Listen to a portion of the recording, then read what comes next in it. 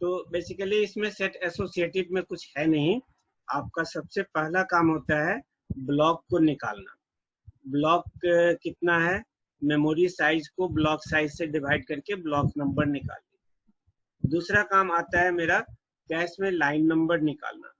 तो line number निकालने का तरीका होता है कैश साइज को लाइन साइज या ब्लॉक साइज से डिवाइड कर दीजिए।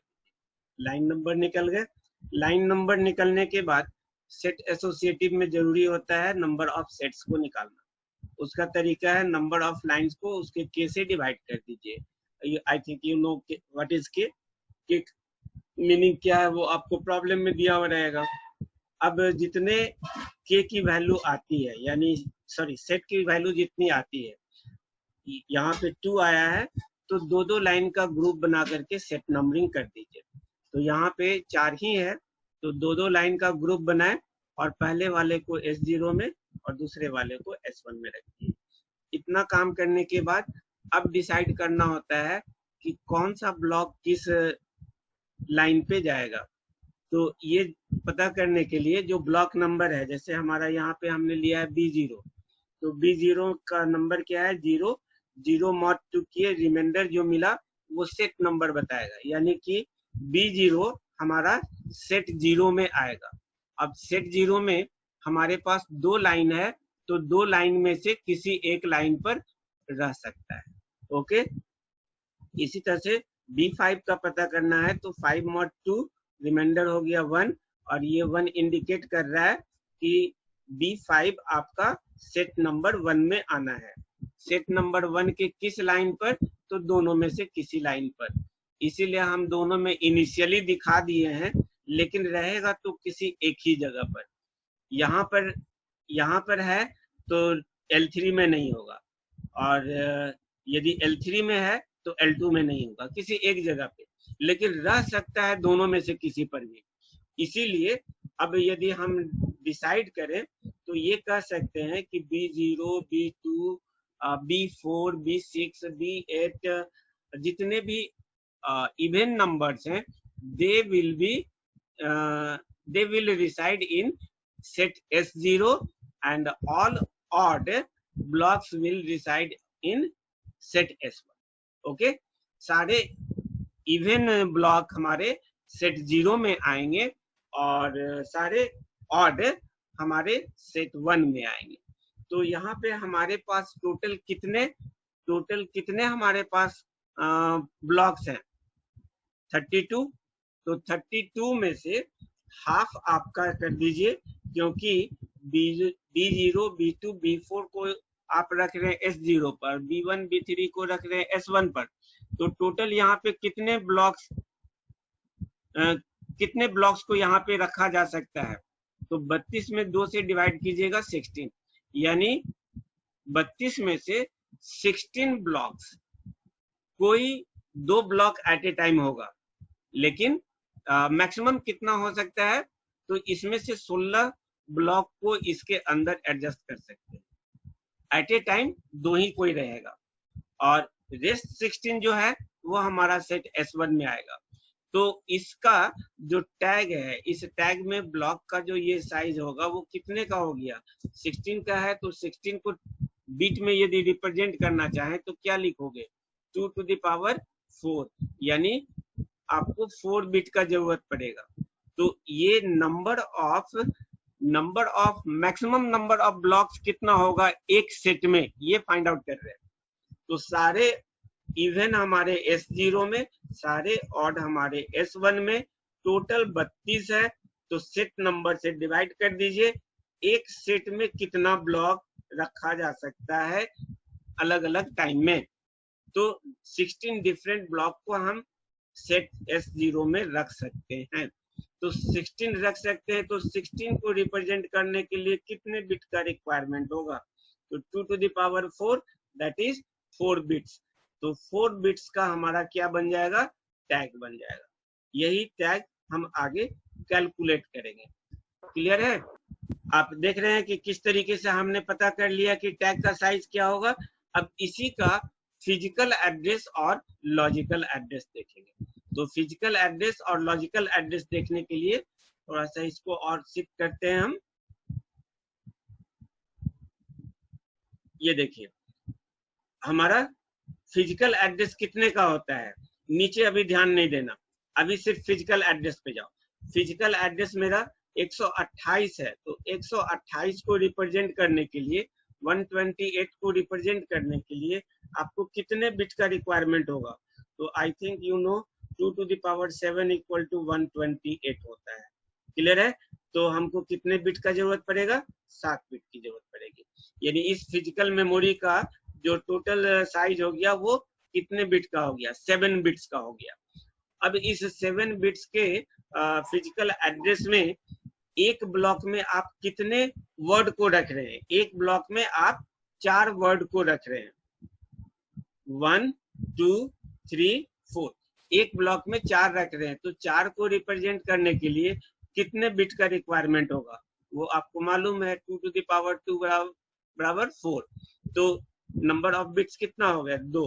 तो आपका जो ब्लॉक ऑफसेट है, ये ब्लॉक ऑफसेट वो बन गया 2, और टोटल एड्रेस आपका 7 बिट का है। 7 बिट में 2 बिट घटा दीजिए तो बाकी बच गया 5 बिट। ये हो गया मेरा फिजिकल एड्रेस का रिप्रेजेंटेशन। जब यही चीज मेरे सेट एसोसिएटिव के कैश में आएगा तो इस कैश का साइज भी 7 बिट ही होगा, लेकिन इसमें अब जो एट्रीब्यूट्स होंगे वो अलग अलग होंगे। और ऊपर लिख चुके थे कि कैश का जो ब्लॉक साइज है वो वही होगा जो हमारे मेमोरी का ब्लॉक साइज है। तो ब्लॉक साइज हमारा ऑफसेट 2 बिट्स का है, तो ये भी 2 बिट्स ही रहेगा, ये चेंज नहीं होता किसी में, किसी भी मैपिंग में ये चेंज नहीं होता है। आप देख लीजिएगा, गौर कीजिएगा, चाहे वो डायरेक्ट हो या एसोसिएटिव हो या सेट एसोसिएटिव हो, ब्लॉक ऑफसेट कभी भी चेंज नहीं होता है। तो ये हमारा 2 बिट है, तो 2 बिट रख लिए, साथ में 2 घटाए, 5 बिट्स बच गया। अब इस 5 बिट्स में से हमको 2 पार्ट करने होंगे, एक पार्ट टैग का और दूसरा पार्ट हमारा सेट नंबर का। तो अभी जो आपको सेट मिला था उसमें कौन कौन से सेट थे? S0 and S1। तो 2 सेट को रिप्रेजेंट करने के लिए हमको कितना बिट चाहिए? 2 to the power 1 बराबर 2, तो आपको एक बिट से काम चल जाएगा, यानी सेट नंबर को रिप्रेजेंट करने के लिए हमको एक बिट चाहिए। तो ये एक बिट इस 5 बिट में से घटा लीजिए, तो एक बिट यहाँ रख लिया, बाकी जो बच गया वो मेरा 4 बिट का टैग होगा। और इस 4 बिट के टैग से आप कितने वैल्यूज ले सकते हैं? तो 16। यही 16 अभी हम आपको बता रहे थे कि यहाँ पर ये हमारा इस सेट में मैक्सिमम कितने डिफरेंट ब्लॉक रह सकते हैं। तो आपको अभी बताया कि टोटल 32 है, उसके सारे इवेंट इसमें रहेंगे, तो टोटल 16 मिलेगा। देखिए ये 16 को रिप्रेजेंट करने के लिए कितना बिट चाहिए? तो वो चीज अभी आपने देखा 4 बिट चाहिए, वही 4 बिट यहाँ टैग में हम दिखाते हैं। पॉइंट समझे या नहीं समझे? तो आगे बढ़ते हैं। अब इसमें दिखाने के लिए देखिए यहाँ पे हम लिख रखे हैं पहले से ही कि हमारा टैग 0010 है, 4 बिट का टैग होगा, ये अभी आपने डिसाइड कर लिया। और 2 लाइन L0 और L1 ये मेरे सेट S में आएंगे, तो ये L0 वाला लाइन है और ये L1 का लाइन है। तो इस L0 और L1 में आपका जो B0 है वो इस L0 पर भी रह सकता है, L1 पे भी रह सकता है, कहीं पर भी रह सकता है। क्लियर है? तो ये वाली टैग बिट आपका इस लाइन पे भी हो सकता है, यहाँ पर भी हो सकता है, कोई प्रॉब्लम नहीं है। यानी ये टैग यदि बता रहा है हमारे इस रेंज के किसी एड्रेस को, तो वो सेट S0 के किसी भी लाइन पे हो सकता है। तो ये टैग लेकिन होगा तो जो भी 4 बिट का होगा। और इस टैग पर कौन सा ब्लॉक आएगा ये पहले ही हम आपको डिसाइड करके बता दिए हैं कि सारे इवेंट हमारे सेट S0 में आएंगे। अब सेट S0 में आएंगे तो किस लाइन पर? यदि वो L0 पे आ गया तो L1 पे नहीं आएगा, L1 पे आ गया तो L0 पे नहीं आएगा, दोनों में से किसी एक जगह पे रह सकता है। इसीलिए हम यहाँ पे लिख दिए हैं आइदर B0 और B2 और B4 और अप टू B30, ये मेरे L0 पर जाएगा, या आपका B0 B2 up to B30 आपका L1 पे आएगा।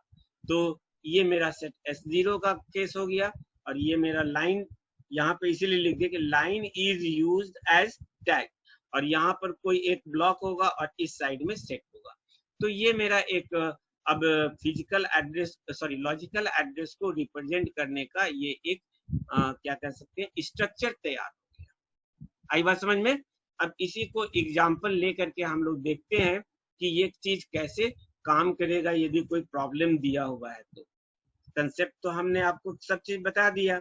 अब मान लीजिए कि आपके पास कोई नंबर आ गया, कोई एड्रेस, नंबर यहाँ पे कहाँ से आ गया, कोई एड्रेस आ गया, तो ये एड्रेस है आपका। अब डिसाइड करना है कि ये मेरा कहाँ पर है, तो सीपीयू क्या करेगा, सीपीयू इस केस में वो कहाँ पर खोजेगा। तो आपको मालूम है कि ये 7 बिट का एड्रेस है, 4 3 7, और आप इसके 7 बिट में फर्स्ट 4 बिट हमारा टैग का होता है, ये मालूम है आपको।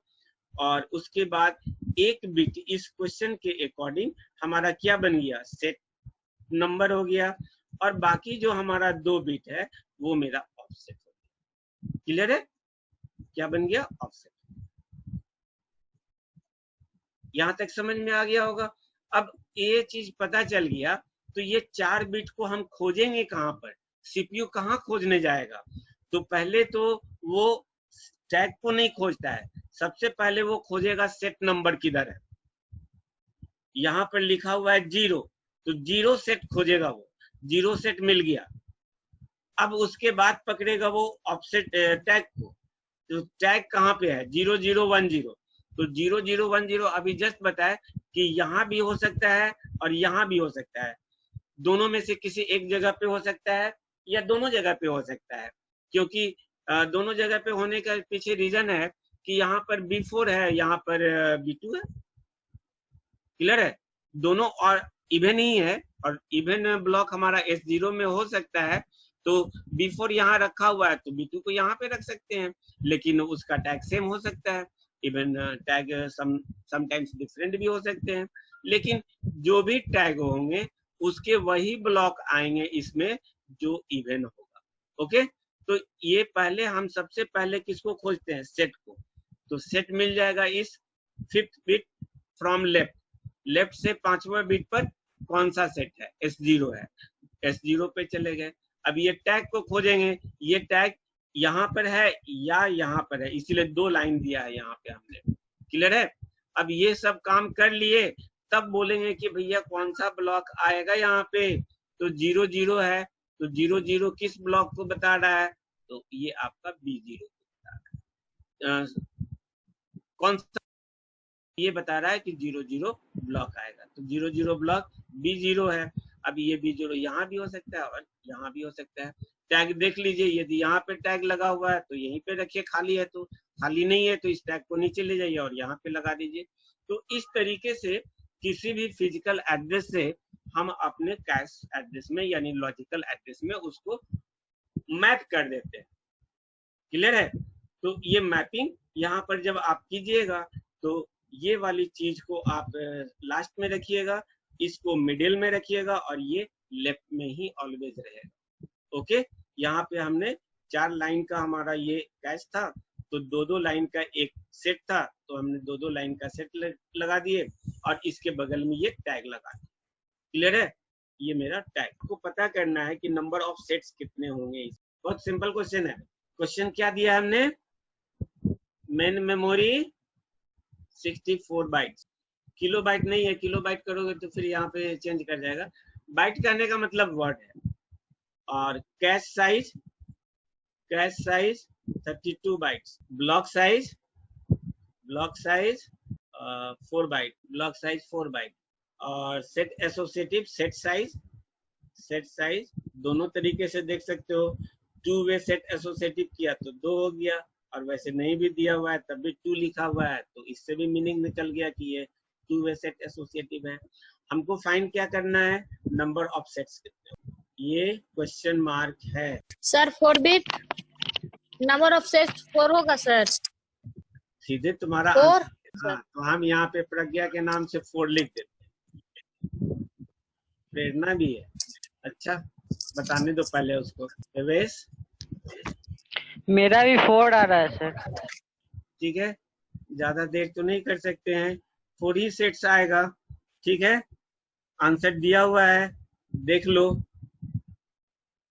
Number of lines equal to cache size by block size. Cache size कितना है? 32 है।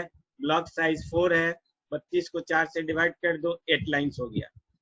और सेट साइज 2 दिया हुआ है, तो नंबर ऑफ सेट्स बराबर होता है number of lines divided by set size. तो नंबर ऑफ लाइंस हो गया 1, सेट साइज हो गया 2,